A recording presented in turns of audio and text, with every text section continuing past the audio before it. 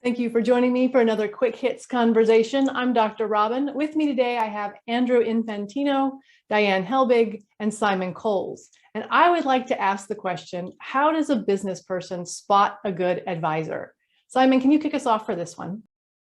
So I have, over some bitter experience, I know what isn't a likely source of good advice. And that is somebody with a large company background who still is in their late 40s, early 50s, who has decided to give the benefit of their wisdom to small companies. It's never turned out well. And I think the problem is they don't know. I think small companies and big companies are just very different. And if you're a middle manager in a big company, you know absolutely nothing about a small company. And unfortunately have the confidence that you think that all small company problems should be smaller versions of big company problems. And that's not the case. I totally agree with that. I think one of the ways that I think there's a couple elements to spotting a good advisor. I think the first one is that they, in some way, have experience where you are. So small business. Also, I think it's really important that you know what you want to work on and that that's something that advisor has experience with. Because different advisors have experience, have expertise in different areas. Mm-hmm. And hopefully the advisor will say, whoever you're talking to will say, that's really not my strong suit. I don't think they do.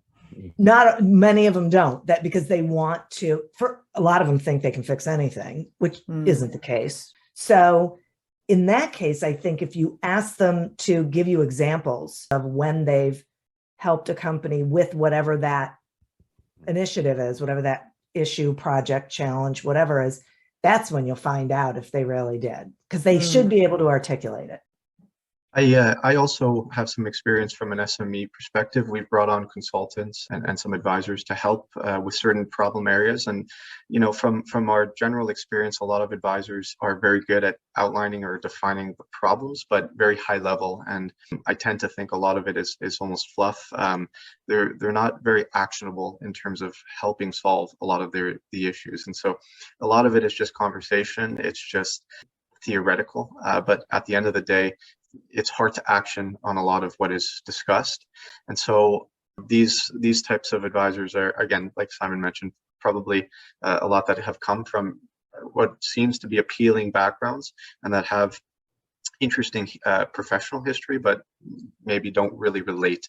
And so some of the good advisors that we were able to connect with have really been very passionate about what we're doing. They love to be implicated and want to see a positive change. And so that's what I think is very important. And then having that relatability and understanding the situation, understanding our resources and our capabilities so that whatever is recommended is actionable, I think is key. Yeah, I think that for me, one thing that so I hire coaches as well as being a high performance psychologist and coach, in that I want to be able to see online, like, who are you? What is your idea? How do you work? And then I want to have time with you before I pay you money. And that's the way I do it when I bring on a client, is I invite them to have a 2-hour conversation with me, which is a lot of my time. And do I have conversations with people who don't hire me? Absolutely. Do I have conversations with people who I don't want to have as clients? Yes, but I learned that in the process.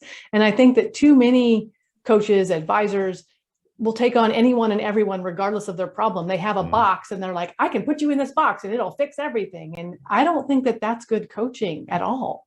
No, I don't either. I also think that you want a coach or an advisor, whatever you want to call them, you want someone who's going to be honest with you, constructively honest, but not be the person who confirms everything that you say. That's not why you hired them, right? Mm-hmm. You've hired them to challenge you, to help you problem solve. And Andrew, I thought it was so interesting about there's this high level theoretical, but there's nothing actionable about it. That's the other thing to look for.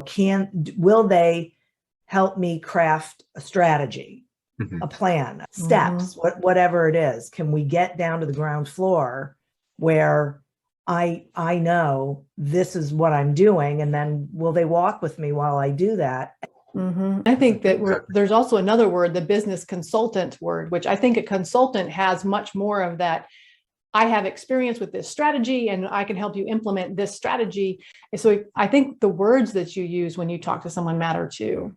I do too. Yeah, consultants tend to be more project, specific, bounded. I think one of the things just for general advisors is there is a bind in that if they're any good, they're probably running their own company.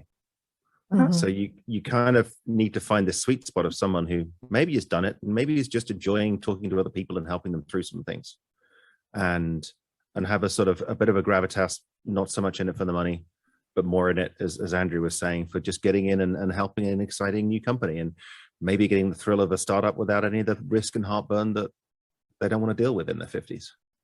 So does that mean only hiring people who are retired and independently wealthy or set financially, so they don't need to have a price on their services?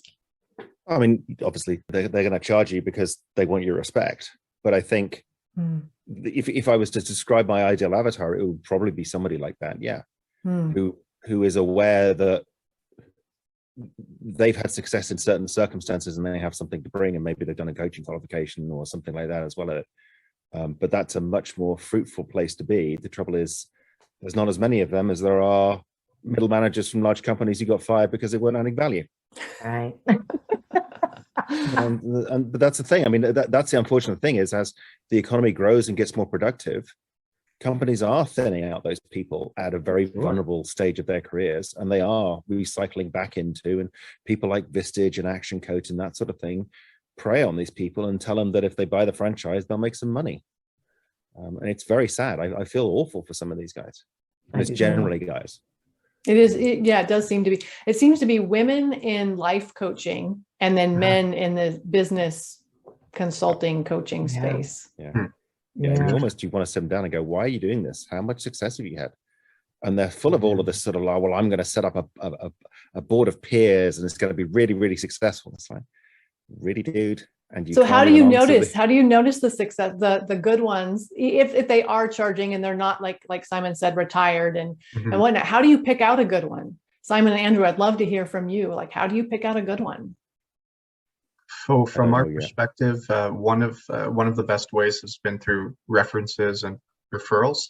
That gives an initial inclination on whether or not they might be a good fit, and especially if they had helped similar companies, organizations, or from a personal perspective, similar individuals and situations. But at the end of the day, it's really just having a couple conversations and really seeing if, even within a few conversations, if there's value add. So it's more of a matchmaking. It sounds it's a referral both ways.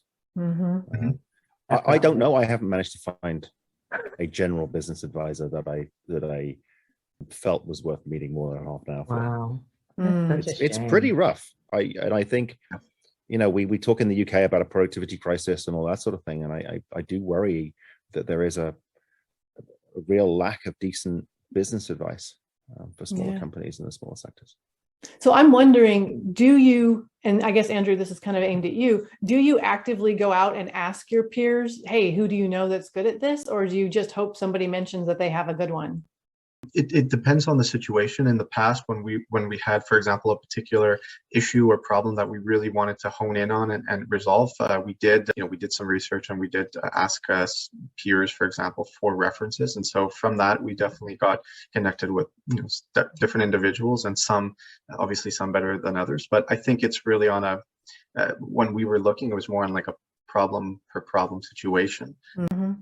Simon, I'd love to get a little short, maybe 15 seconds. What is it you're looking for from a business advisor that you haven't found? Someone that will make me think and deliver thoughtful, original advice rather than warmed up generic platitudes and best practice. And is this for your business, or is this for you as a human in a business? For the business. Okay. I think the business world moves fast, and I think you have to, I hate people who say that, but it's true. And you have to be able to rethink conventional wisdom pretty much every year now, especially with like move to remote working or hybrid working and stuff. Everything's up for grabs. And I don't think most people can deal with it. Well, that is our 10 minutes. So I'm going to thank you for having this conversation with me. I think it is a really difficult thing to find the right advisor, the right coach, the right consultant, as equally as it is from this side to find clients who are a good fit and who are going to, give me a business that I enjoy having. So I appreciate having this conversation, and I look forward to doing another one with you very soon.